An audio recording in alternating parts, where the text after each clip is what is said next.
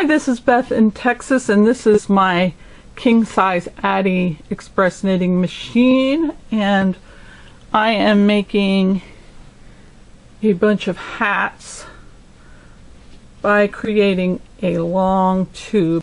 I'm taking my balls of DK weight yarn, and I have several in neon. Follow the instructions for your regular cast on. You draw the first end close, and you just crank out your whole ball of yarn, tie on your next color, and just keep going until you use up all the yarn that you want to use to make your hats. A Black & Decker workbench, and the two pieces of wood are separated so that I have a space for the knitting to hang down between. I also have my tension woven around the crank handles to open and close the bench, and it's just, and then below I have, this is a cleaning white container, I have my yarn in. So that's how I'm working this. Okay, I've cranked all my balls of yarn, the DK weight yarn that I have. I believe I put 4 balls of it onto this tube that I knit on my Addi. And instead of taking my yarn needle and then going on the machine and doing each loop, I use waste yarn, and I'm using some cotton smooth yarn, and I use this as a waste yarn. And what I do is I open the leader, and then I take my yarn and bring it under the middle black hook, and then take this end of my waste yarn and have the other tail go the other direction. Then crank it slowly so that it catches both loops. You see right here.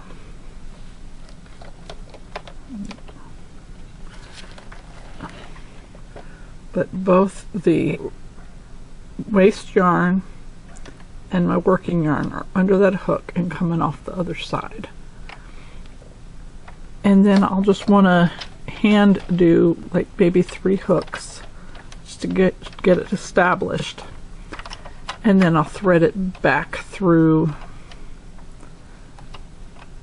the guide and then close it. And then you want to hold some tension on your waste yarn in your hand, and then crank for several rows.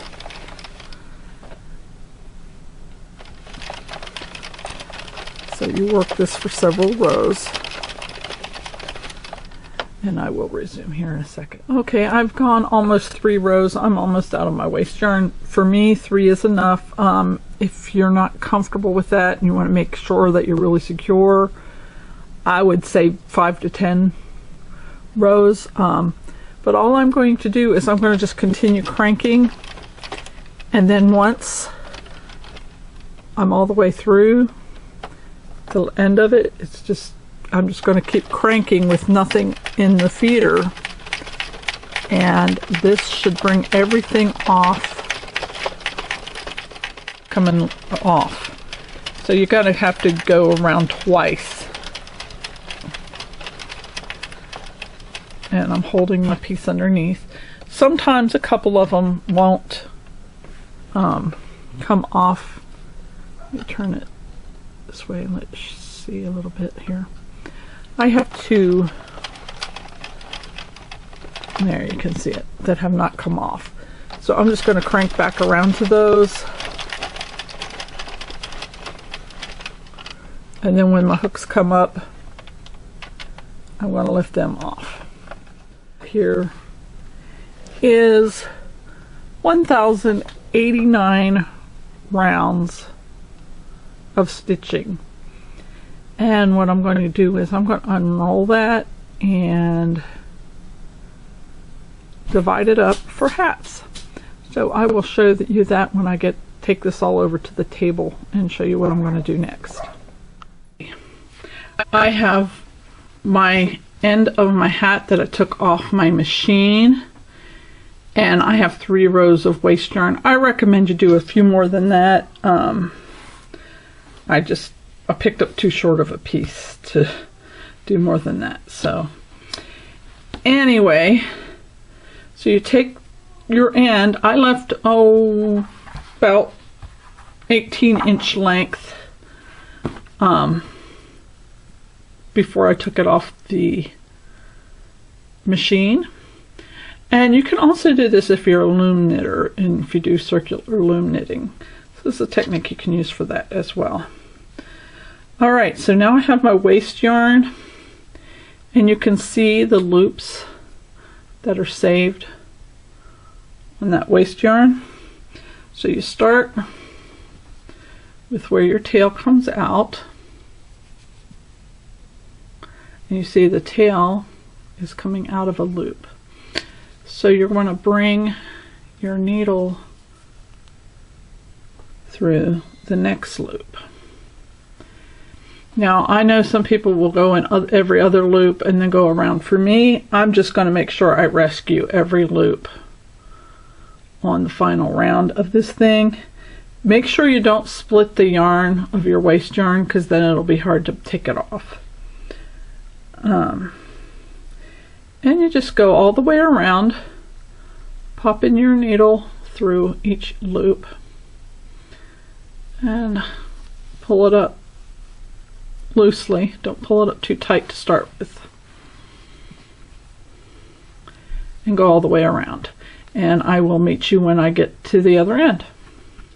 I've come all the way around, and now I'm going to go back through the first loop that I started in, and all you do is you draw up the loop tightly. And then you can, if you used a lot of rows of yarn, you would snip the waste yarn at the base, and then you could pull it out.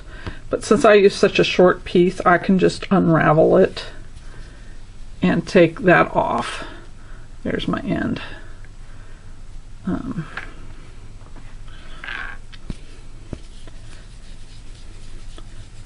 Just unraveling it.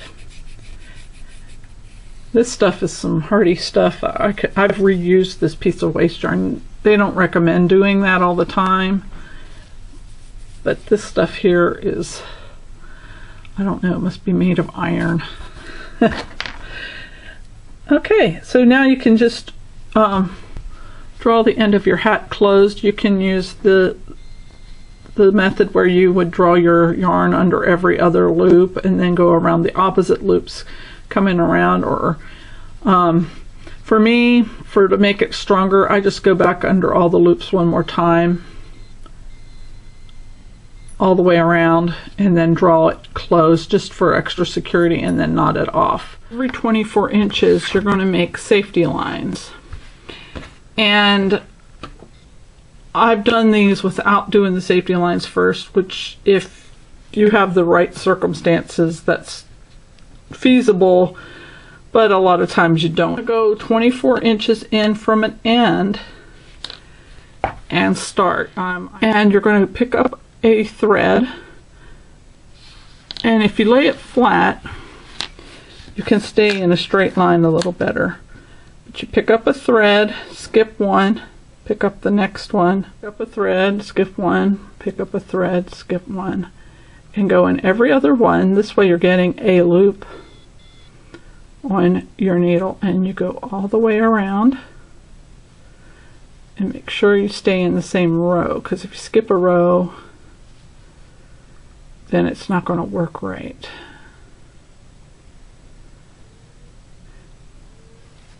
Okay, and then when you come back around, you're going to be one row over. When you come back to this one, you're going to end up here, because this is actually a spiral. So I'm going to continue working this safety line, or a lifeline some people call it, until I get around to the other side, and then I'll resume the video.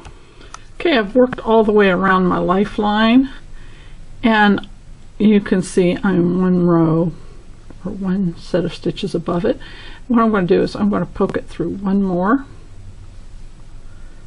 just so that one's above the other, and I'm just going to loosely tie that just for extra security.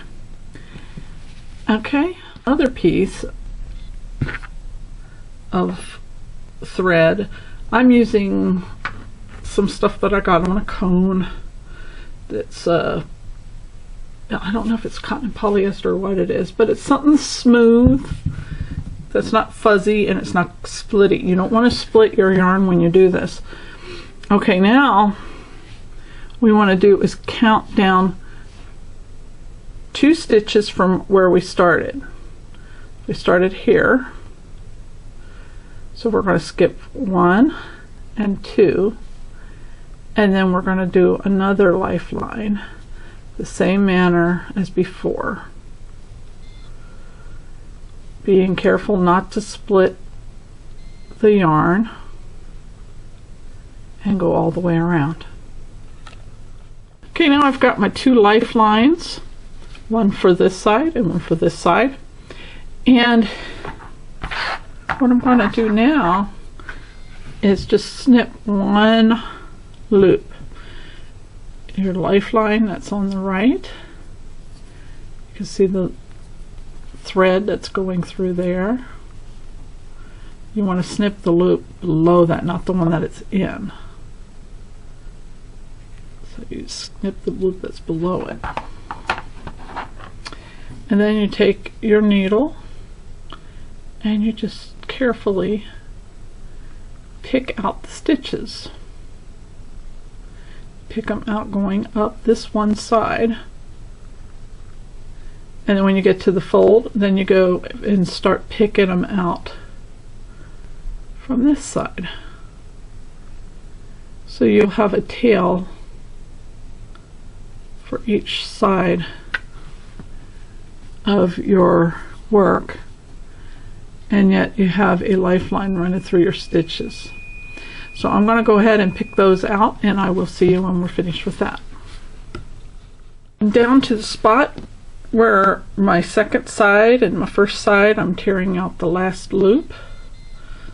So you just pop that last loop out, and we got 2 separate pieces. Now the reason I had picked out the stitches rather than cut them, now we have this tail to work with to draw the end shut. Sure hope this idea helps. Happy knitting!